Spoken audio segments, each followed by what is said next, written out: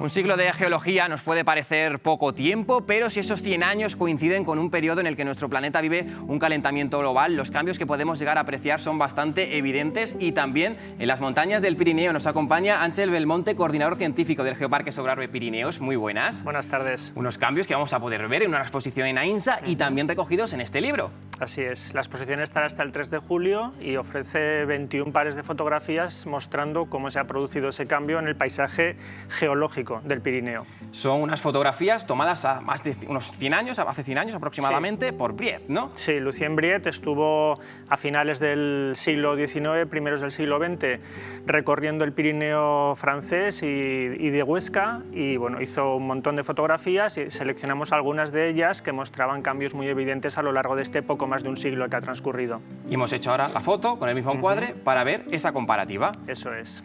Pues vamos, si te parece, a ver ya algunos ejemplos. Vamos a empezar con la primera de ellas, que es ese pliegue de Montes Piellos.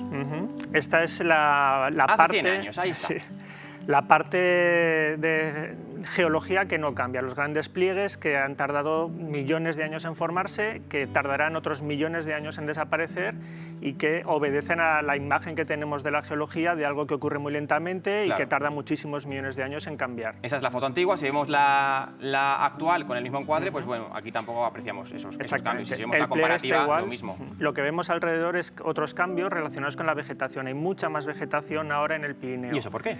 Pues tradicionalmente se han invocado dos razones. La primera, que ya no nos hace falta cortar madera para hacer leña, eso es verdad. La segunda, que desgraciadamente hay menos ganadería extensiva, eso también es verdad, pero eso no explica toda la vegetación que hay de más ahora en el Pirineo. Y a través de este proyecto, de esta exposición, introducimos una nueva causa, que es los procesos geológicos que han cambiado su funcionamiento al compás del cambio del clima a lo largo de estos 100 años. Y ese cambio de la vegetación creo que lo vemos también bastante bien en este que estamos viendo aquí. Esta es la Font de Jánovas, ¿no? Efectivamente. Hace 100 años es esta imagen. Sí, completamente pelada de vegetación. La Font de Jánovas es un gigantesco pliegue cortado perpendicularmente por el río Ara, y eso exhibe esos estratos que alternan capas duras, capas blandas.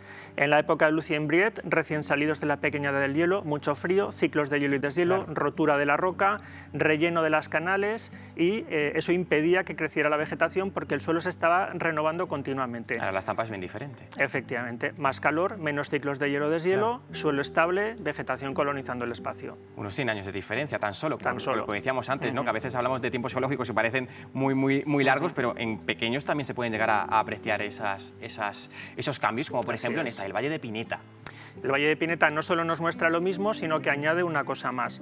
Esos sedimentos que estaban en las laderas, su destino natural es llegar al río y que el río los vaya arrastrando, de manera que teníamos grandes ríos trenzados, con unas llanuras de inundación llenas de grava.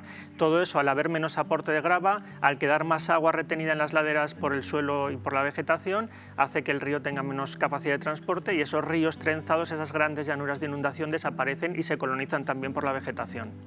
Cambios en ese caso, por causas geológicas, ¿no? Como decimos, pero hay otros en los que sí que el hombre ha intervenido, como en el siguiente ejemplo que vamos a ver. Efectivamente, es la desembocadura del río de la Nata en el río Cinca, a la altura de Gerbe, y en este caso teníamos una gigantesca llanura de inundación. Sin duda ha sido uno de los grandes ríos trenzados que ha habido en nuestro país y en buena parte de Europa. Eso ha desaparecido en el momento en el que construimos un embalse y ocupamos toda esa gran área fluvial, la convertimos en un área lacustre y cambiamos el estilo de sedimentación, sustituyendo la grava por un sedimento fino. De hecho, el cambio es radical y muy evidente, en este caso por acción del hombre directa, pero también podemos ver la acción del hombre indirecta, en este caso, con el retroceso de glaciares. Sí, porque estamos viviendo un siglo caracterizado por un incremento de las temperaturas incontestable, y eso tiene reflejo en la actuación de muchos procesos geológicos, como los que acabamos de comentar, pero también, sobre todo, de manera muy evidente en los procesos fríos que generan los glaciares. De manera que hay ejemplos muy claros, como el que vemos, el glaciar de Pays Baixé. Es exageradísimo. O sea, ahora me ves, ahora no me ves. Cual. Es uno de las decenas de glaciares que han desaparecido a lo largo de este siglo. Desaparecido por completo. Por completo, sí, porque ahí ya yo creo que ni régimen, nada, neveros era nada, tal cual, sí, ¿no? neveros que, bueno, depende de lo fresco que sea el verano, pues pueden estar o pueden no estar. pero el hielo ha desaparecido por completo. Eso en el lado francés, pero es que en el lado aragonés tenemos la misma situación. Uno de los que más ha retrocedido también, tanto en extensión como en espesor, es el del Aneto, que estamos viendo de ahí. Monteperdido. Sí, perdón. exacto, en la cara norte de Monteperdido. Aquí sí que todavía queda glaciar, y desde luego desde el Geoparque animamos a las personas a que mientras queden glaciares que no lloremos su pérdida, sino que vayamos a disfrutarlos, que vayamos a gozar todavía de los años que nos queda de tener glaciares, porque es un elemento de nuestra geodiversidad absolutamente único en nuestro país y que vale la pena el esfuerzo que supone alcanzar esos lugares para disfrutar de ellos. Ahí estamos viendo la comparativa, ¿no? Como decimos, a la izquierda hace unos 100 años, a la derecha es la estampa que presenta actualmente. También hay una reducción evidente de esa parte delantera del glaciar, pero aquí sí que se mantiene esa dinámica glaciar. Se mantiene y todavía estará algunos años más, así que mientras esté el glaciar hay que ir a gozar de él. Y además, un glaciar que, por cierto, está muy monitorizado y muy vigilado. Sí, afortunadamente hay un control científico exhaustivo que nos está permitiendo entender cómo se produce el proceso de desglaciación en esta montaña. Bueno, pues eso es solo uno de los muchos ejemplos que vamos a poder encontrar, como decimos, en este libro y también en esa exposición. Recuérdanos dónde la podemos ir, ¿hasta cuándo? Hasta el 3 de julio en la sala de Geovisión, Torre Noreste del Castillo de Ainsa. Bueno, una exposición desde luego para pensar y muy visual que recomendamos, por supuesto. Pues Ángel, muchísimas gracias por acompañarnos hoy en esta tarde en Esta es mi tierra.